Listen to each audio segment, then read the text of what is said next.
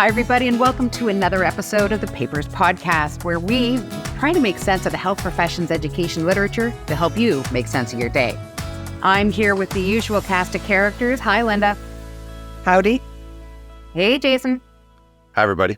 And John, before we get to you, I want to do a small shout out if I can. I need to do a shout out to a group of fabulous women with whom I had the opportunity to have dinner in Stockholm at the beginning of October. So to Teresa Stenfors, who's at KI, and also Agnes Elmberger, who's also at KI, and Josephine Iverson, who's also from KI, that's the Karolinska Institutet. And then from Norway, it was Monica, I hope I'd say this correctly, Kavernes and Marit Oilo. And then also from Germany was Eva Hennel. It was a wonderful dinner we had together, and it was so great to have an opportunity to laugh with these women and learn from them as we were met at On the Edge. So thank y'all so much for a lovely evening. And so with that, John, since I just showed you how many wonderful friends I have, do you want to talk about a paper? Now I feel sad because I don't think I have any wonderful friends and no one's buying me dinner. John, I bought you a burger once. Yeah, one time.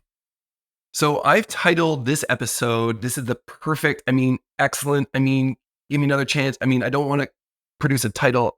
It's an episode. And I guess that's a little bit of a way of foreshadowing. We're going to talk about perfectionism and the real challenges we have in perfectionism. It's a difficult road that we all walk in health professions education.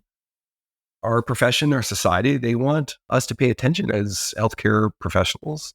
The stakes are really high in the health sciences, and we all want to do right by ourselves, by our colleagues, and by our patients. We want to ensure high standards. And yet we know the phenomenon of burnout, of attention to wellness, it's an issue that we're experiencing in health professions education. And so it's a real question of how do we walk that narrow road? How do we find balance? Perfectionism is when the attainment of the high standards necessary for the high stakes of healthcare tip towards almost pathological behavior. It's excessive in a rigid standard of performance that leads to self-criticism, self-doubt. It leads to extreme form of striving that is beyond what would be normal or what would be expected for us working in our discipline. And it can lead to lots of issues of self-oriented, socially prescribed, and other oriented elements. And so it's really kind of a multifactorial case. So this is a paper by McKay, Williams, and Stewart. It's entitled, "You Just Want to Break from the Hatred of Failure, the Lived Experience of Being a Student Physiotherapist Perfectionist and Considerations for Educators." It's published in Advances in Health Sciences Education, AZ, and it's online first. It just got accepted the end of September of this year. That's 2023.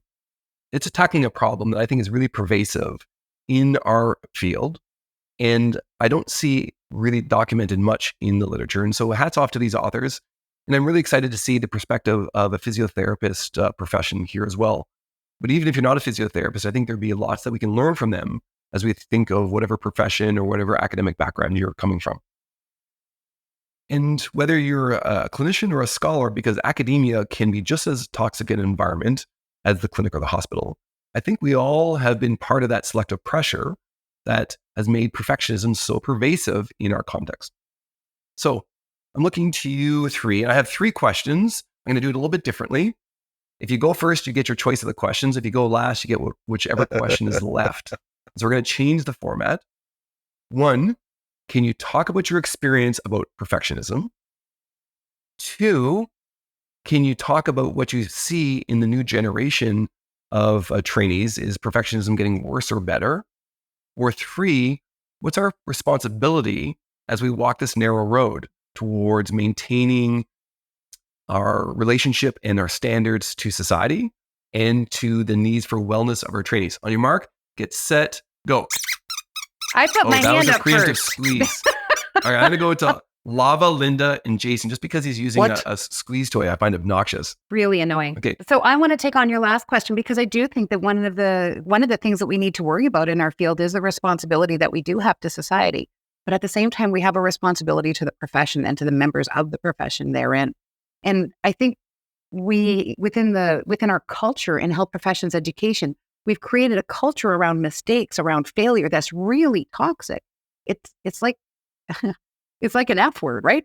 We're a deeply competitive space. We're in competition to be the best applicant when you're going from medical school to residency or when you're looking for permanent positions. And we don't do enough to debunk the idea that perfect is not attainable, because it's not attainable. It's not something that we are going to be able to achieve. It's not a laudable goal. It's not a reasonable goal. And that's part of why I think it's really important for us to confront it and talk about it. About failures, about the need for failures, about growth mindset, and that perfection's the problem. Perfectionism can be a very destructive idea. We need to recognize that our culture is keeping that alive. We're doing it. We're maintaining it. So, did you want me to choose a question? Because if so, I think I'll choose question 2. Yeah, you have to. Your choice now is what's your lived experience, or what do you think what is the prevalence of perfectionism in this next generation of trainees? Yeah. So I'm going to take question 2, in part because I want to hear about Jason's lived experience with perfectionism, which will take about 1 nanosecond. Have you seen his office and how he dresses? I think we know the answer. Yeah, that's what I said. It's so true. It'll take 1 nanosecond.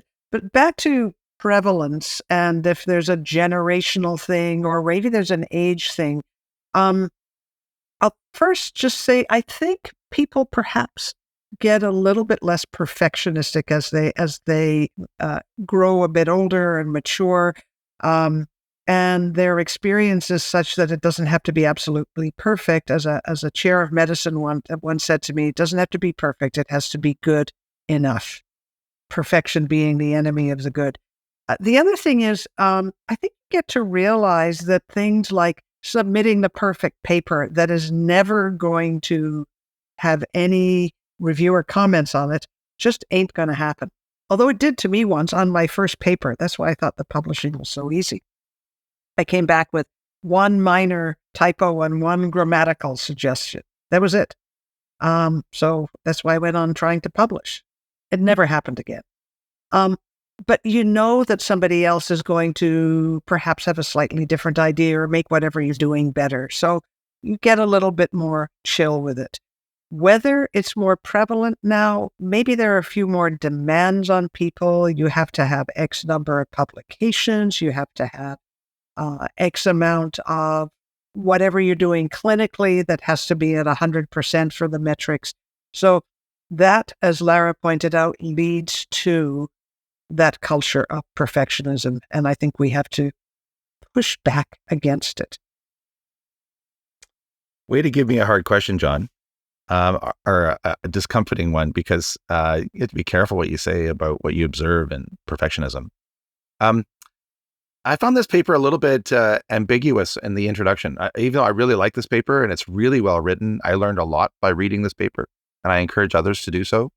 The introduction goes through a kind of a literature review about the concept of perfectionism, and I was confused whether or not the authors thought that it was a personality trait with a spectrum, or by definition, always maladaptive. And I'm bringing that up because it affects how I answer your question. I think it's readily apparent that in the health professions education environment, we see people who display personality traits of perfectionism as operationalized in parts of the introduction of this paper. And we see people who suffer from the negative effects from perfectionism becomes maladaptive. So you see that in students, you see that in colleagues, we see it in ourselves from time to time. And is health professions a human endeavor that has more perfectionism in our environment? I'd say that's probably true. Wouldn't all of you who are listening to this podcast? We've seen people, our colleagues, burn out because of the inflexible nature and the self-pathology that evolves out of perfectionistic traits. I think that's true. So I think if you want to see a nice background of the literature outside of the health professions around perfectionism, our listener, then the intro walks us through very quickly through a number of the major authors in the major perspectives. And I think the authors would argue that it's multidimensional. So there's an element of the individual, which is your personality trait. There's certainly an element of the social. All of our normative comparisons in health professions education probably feed that. And then there's these other oriented elements. And I think we can imagine systems of standards of training or or exclusivity of training spots. I worry, and this is why I was so excited to see this paper, that we are increasingly developing a fragile environment where there's only one solution through, and we're selecting individuals who are more and more impressive generation after generation. I couldn't imagine actually having to be part of the candidate pool to get into nursing or into physiotherapy or into medicine today. They would kick me to the street in about 2 seconds. Yep. And yet the literature is pretty silent about this. So that's why I'm excited to see this paper. Let's read the purpose from the authors. I'm going to quote them.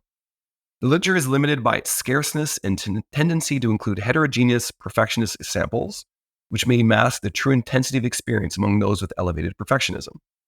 This study aims to respond to calls for more qualitative work and to address the dearth of research on how highly perfectionist students experience academic study. And what's kind of hidden there is we have lots of data about incidence and prevalence, but we don't understand what's actually happening. What are the behaviors? What is the experience? What are the what is the context? How can we understand in a more rich and deeper way? And so this qualitative study, I think, is one of many that's going to help unpack this. All right. So let's talk about the methods. And here I need to pause because at some point, Lara is going to jump from her chair and cheer and say, I give my extra point for her made up system. I am giving them an extra point. They're rocking. They are. They are. Dear listener, this method section gorge in a very double elegant gorge way. Double down. I don't use the word gorge. We all gorge. know that I can't steal your. Okay. All right. Enough. They very clearly articulate their perspective and their methodology. I was trying not to use fancy words because we just did that whole thing on glossary and exclusion. So I'm just trying to use regular words. Their philosophical stance and their methodological approach. Thank you. And they use a social constructive paradigm using hermeneutic, which is another way of saying interpretation, phenomenology, which is another way of saying making sense of the experience. What's the participant's view of the world as it relates to perfectionism? And arguing there's no such thing as an external objective reality. So I'm trying to define all these terms so I can be consistent with what we said last episode. This methodology incorporates the subjective experience of the researchers as well as they try to find new meaning from the narratives provided by their subjects as embedded within the context and the culture from where they are. So remember, this is a UK study of undergraduate and graduate physiotherapy students. We're going to come back to whether we can transfer their findings if you're not a physiotherapist or if you're not in the UK later. They have a very appropriate and descriptive ethics statement that almost reads exactly from episode insert answer here. But we recently did a study by Lara on REBs and how to report their ethical. It was not you, Lara. You're looking at me like I'm making this up. No, you did. So it was an episode I hosted. Yes, but it wasn't a paper by Lara. But yes, there's a recent episode about IRB statement. I'm never quoting your papers. I'm quoting the episode you're doing. I remember episodes better than you do. That wounds me that you never quote my papers. And it was at a single UK site. They collected initially data over the academic term for the recruited participants. They asked them to complete log sheets where you document your own experience of perfectionism. And then after they had submitted this at the end of a term, they had semi-structured interviews ranging from 60 to 90 minutes. They used a phenomenological, thank God after being up all night I can say that word, and thematic analysis using an inductive iterative process for their analysis. I'm going to pause there. I'm going to let Lara have first crack. You're not allowed to use the word gorge. You've already said it. And then we'll turn to Jason and Linda.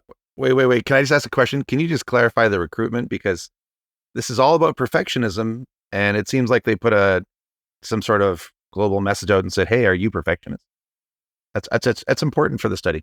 That's exactly what they did. They don't. And so you can jump in with your veiled criticism posed as a question as to whether you thought they had. I'm just curious whether about their sampling strategy. Okay. I just really wanted clarity about that because I think there's a threat to validity here. They're trying to describe a lived experience of perfectionism, and I thought they were saying this is about health professions in general, and we're using physiotherapy as we're situating it there.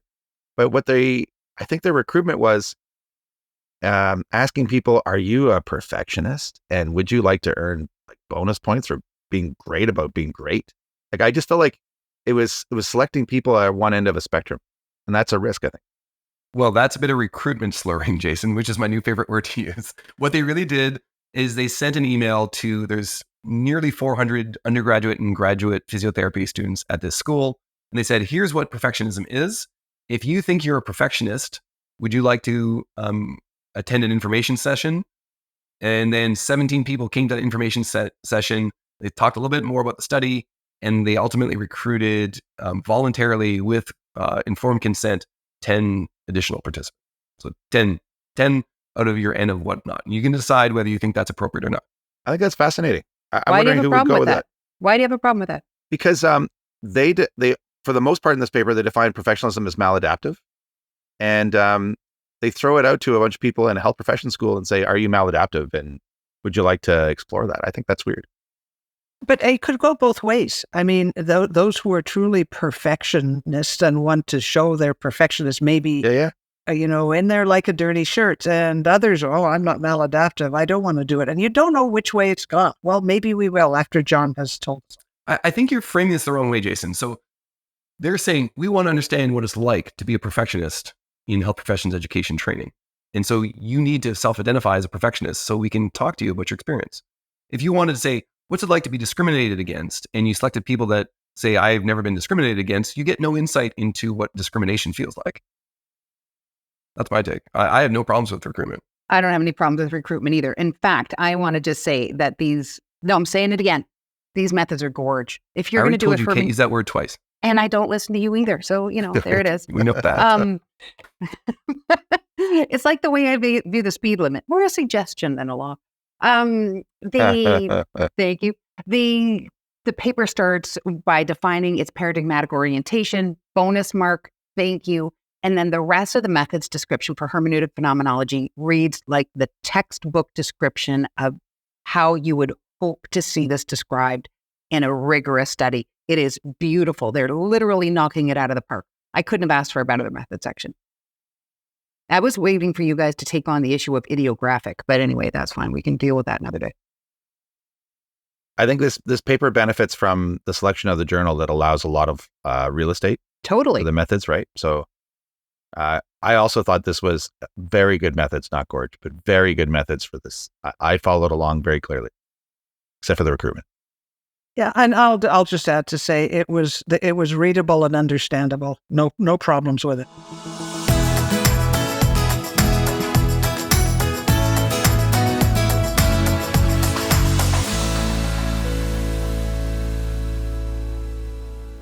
All right, so let's jump to the results. I will flag that if you want a template off a hermeneutic phenomenology study, this would be a nice manuscript to pick up and say, here's how to work from A through to Z. So the results are 9 women and 1 man, equally mixed between undergraduate and postgraduate, with a mean age of 25 participated. So you got to understand what the context looks like. They provide a composite summary. And we're not going to be able to adequately unpack all of their findings because there's a lot here in the results. And you didn't sign up, dear listener, for a 3-hour podcast. Or if you did, we're not about to give you one. So they nicely, though, start with, here's what we think are the main themes as we aggregate it all together, which are participants are high achievers who have an all or nothing worldview and with a need to feel in control. And perfectionism is experienced in the physical domain, body image and physical health, which is an interesting phenomenon for physiotherapists, and also in academic life leading to fear of failure. Perfectionism is attributed as a negative phenomenon rather than achieving excellence. It's something that is impairing the being fully self-actualized as a student, as an individual, rather than a positive motivator. And then they produce Table 1, which is a nice way of collecting all of the big themes and sub-themes, or the domains and themes, I think is probably a better way to articulate that.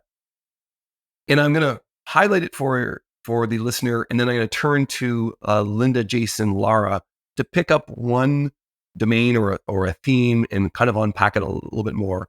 With apologies to McKay et al., which we're not going to be able to capture everything here, but there's a lot. And I'm going to say that if you feel that our interpretation or our presentation of the results are superficial, that's not really reflected in actually in the results section. There's a lot here.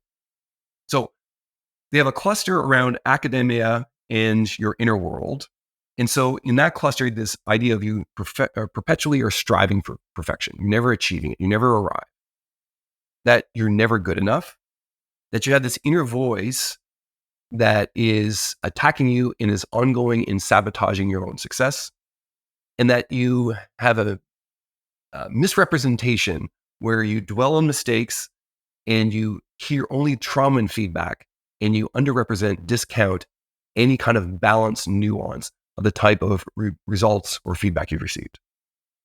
They have a second kind of domain, which is the learning environment and kind of the social construct, which is the need to excel for others, so that this is your motivation is not just intrinsic, that when you have others around you, that they can exacerbate and proliferate how you perceive your own abilities, and that there's organizational and cultural influences that add on to that. You can imagine what exams and assessments and milestones and progression might do. And then they have a final domain about your actual health and your well-being, what it does to your mental health outside of just your performance in your training, and what it does to your physical health in terms of how you represent yourself.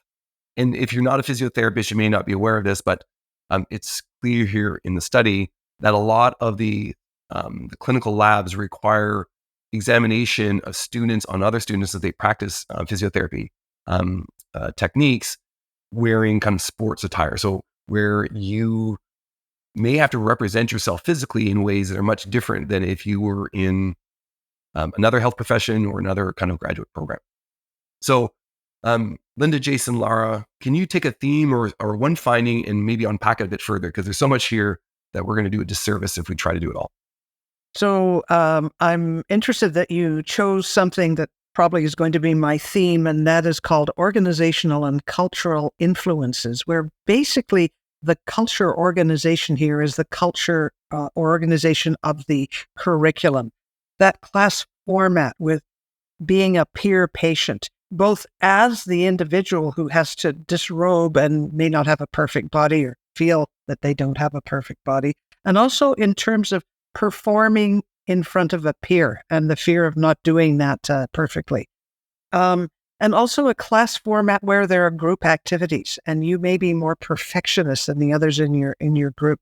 What I found even more interesting, though, was something that does affect other health professionals, and that's in the clinical world. I mean, we know as clinicians that you never know who or what is going to come through the door. And if you're a perfectionist, dealing with that uncertainty, that ambiguity can lead you to feel like you're not in control. And that can be a major inhibitor if you're in a clinical context. I'm sure there are some other sections here that were of interest. So I'll jump in as well. I'm going to leave the toll for health and well-being for others to talk about. I was really struck in the perfectionist inner world that was described as a lived phenomenon, that people have expressed a lot of fear, fear of never being good enough. And it's sort of that frame, that lens that they're seeing their career or their academic endeavors through is one of avoidance of failure.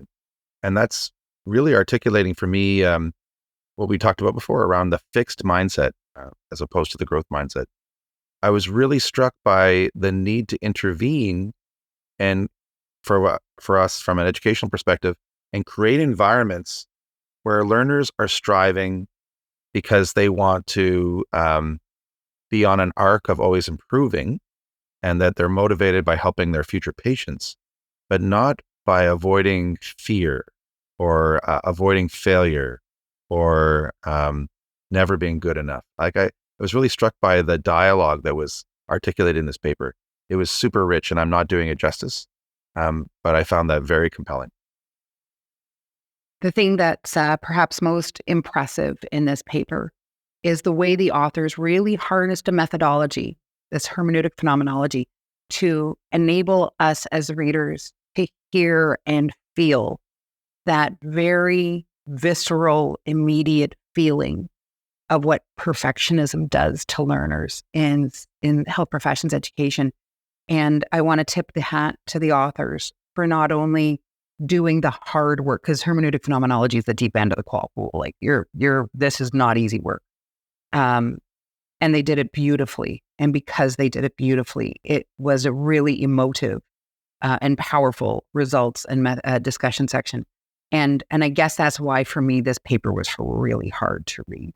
I found it extremely disturbing because I was so sad for the learners to hear these narratives and I found myself aching when they talked about procrastinating because it was too hard to do, or I could feel the pain of the all or nothing thinking trap that these learners would fall into. That this paper really impacted me. It really, I was hurt as I was reading it for them.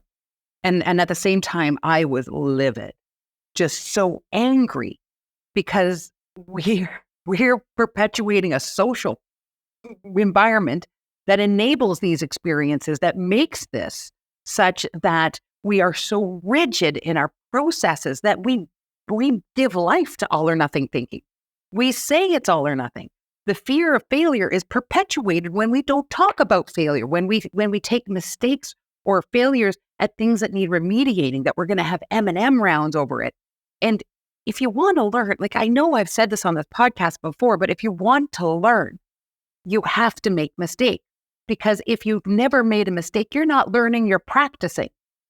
You've already got the skill. Learning means that you have failed, you've found the edge of your competence, and you're moving forward. And yet, we make the space where that is actively a problem.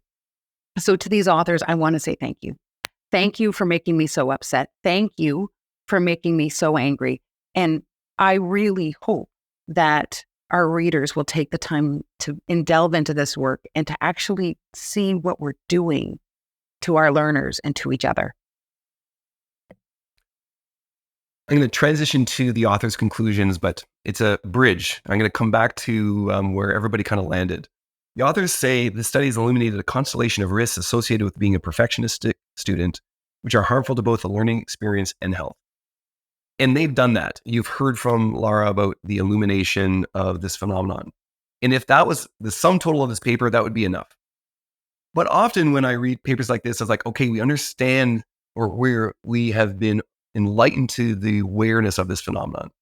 But then in the discussion, the authors double down, going to the literature and suggesting, here's what to do next. It's not enough for us just to be aware, but here's the implications and here's opportunities for change. So I want to highlight that a bit because I don't want us to say, okay, our system's broken. What do we do? And then run around with the sky is falling. They actually have very practical, implementable, and achievable outcomes. So let me just highlight a few. One, they should say there's 3 domains we should pay attention to. Support for learners. Should we think about different types of approaches and CBT, cognitive behavioral therapy, as tools to give to students who are at risk for perfectionism? Should we try to foster self-understanding and introduce other adaptive coping patterns? For our learning environments, can we reduce unnecessarily high expectations? Can we diminish competitiveness? Can we emphasize process and effort? And can we build that in to our organizational and cultural influences? And then, do we need to actually explicitly address this idea of perfectionism to our whole cohort of learners with core induction sessions? So there's ways forward. And so if you're feeling a little, oh man, what hope do we have for the professional education systems I'm a part of? I think this discussion section gives us very tangible and implementable next steps. Before we go to our round of votes, I have 2 paper clips. One Jason already alluded to, which is AZ does not have a word count, which is really great if you have a lot of important things to say. It's not great if you don't know how to say things succinctly and with clarity, but that's a decision editor challenge. Well, what's nice about this is they say, we're not going to give the artificial construct of 3,000 words. They're going to say everything you need with some simply, but make sure, but we won't cut you off before your argument is complete. And here's an example of a paper that ran, what was it, 30 pages? 30 plus pages? Yeah. It was long, but it didn't feel long. The second is the authors introduced me to this idea of theoretical generalizability in a subjectivist orientation. I've never seen that before, but they even had a reference, and I really liked it. It gave me I like references and like the word generalizable because we all know that I'm a recovering post-positivist. And so finally, I have a rationale for saying, and basically what it is as a reader, you take your own professional and experiential lens and you try to say, is the association of what happens here in this single UK study of physiotherapists, do I see enough familiarity that it makes sense for me to understand and know what might be happening in my context? And so I really like that. Linda, you wanted to jump in? Yeah, just to say that that's what we do on this podcast all the time.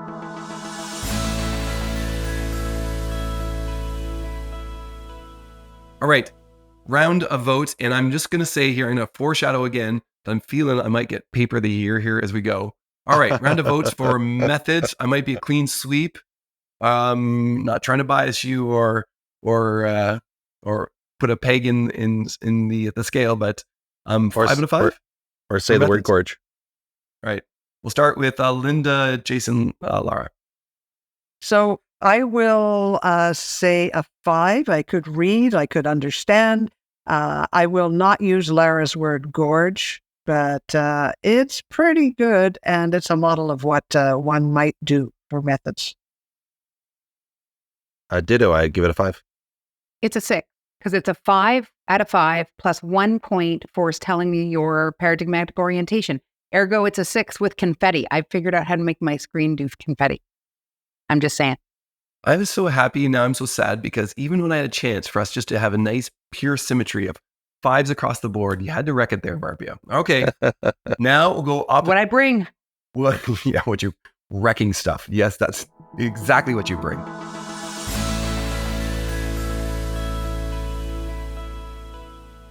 Now we'll go opposite order in terms of educational impact. 5. I struggle with the educational impact of this one. No, you don't. It's a 5.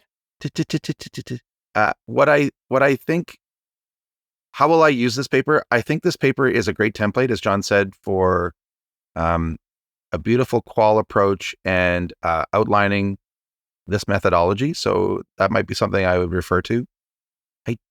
I think the perfectionism part, the fixed mindset, is actually kind of a call to arms paper, even though it may not be accessible for a lot of others that you might bring it to. I think this is a really important paper. And as it was said before, it's pretty, it's a beautiful read as well. It's well done. I'm going to give this a 4. I'm not sure after you said all those nice things why you give it a 4, but I'm going to give it a 4 for a couple of particular reasons, not those. And if we weren't allowed to give it a 4.5, I might even do that. And that's because although some of the suggestions for how to address perfectionism might work, I don't think that some of them will. I mean, we are by nature, particularly in medicine, probably more than in physiotherapy, a competitive field. And I don't think we can change some of that competitiveness, some of that norming as opposed to criterion referencing things. And so for that reason, A4. It's not just the competitiveness, though. This paper is about the rigidity of thinking, right? That there's an all or none. That's what makes it so maladaptive. Yeah, no, I realize that. But here we're talking not about the individual, but about the culture around the individual. I mean, sure, you can change some things, but I'm not sure you'll change some of it. I'm just mad that my meta around perfectionism was not met with perfectionism in our scores. I was going to say 5s all around. Love the meta. I'm giving it a 5 for educational impact. I think it's one of the, tell me another paper that talks about perfectionism in health professions education. You're going to struggle to find one. And tell another one that comes out describing the phenomenon, and then in the discussion suggesting, here's what you might do about it in such a rich and detailed way. I don't know. So this is definitely a 5 for me. Before we go, I just want to give one shout out to Jessica Dreiser, who's at the University of Virginia. Jessica and I are working on a project. And just as an aside, she sent me an email saying how much she enjoyed listening to the Papers podcast. So thanks, Jess. Her and a number of colleagues at UVA are using it for some training and education scholarship together, and they're recommending it. So we have a new fan base at UVA. We're pretty excited about that. I'd love to tell you that we'll send you swag, but I don't think we got any, unless you can get that pile of books off of Jason's desk and into a career envelope. John, we all got mugs. You didn't get mugs? I'm sorry. He didn't know. I didn't get a mug. You can reach us. We'd love to hear from you. You can find this abstract and all the other previous abstracts on the internet. Just search for paperspodcast.com. You can actually send us really lovely fan mail, which we will read, hate mail, which we will burn. And you can reach us there at thepaperspodcast@gmail.com. With that, thanks for listening. Talk to you later. Bye-bye. Take care, everybody. You've been listening to the Papers Podcast. We hope we made you just slightly smarter. The podcast is a production of the Unit for Teaching and Learning at the Karolinska Institutet. The executive producer today was my friend Teresa Sörö. The technical producer today was Samuel Lundberg. You can learn more about the Papers Podcast and contact us at www.thepaperspodcast.com. Thank you for listening, everybody, and thank you for all you do. Take care.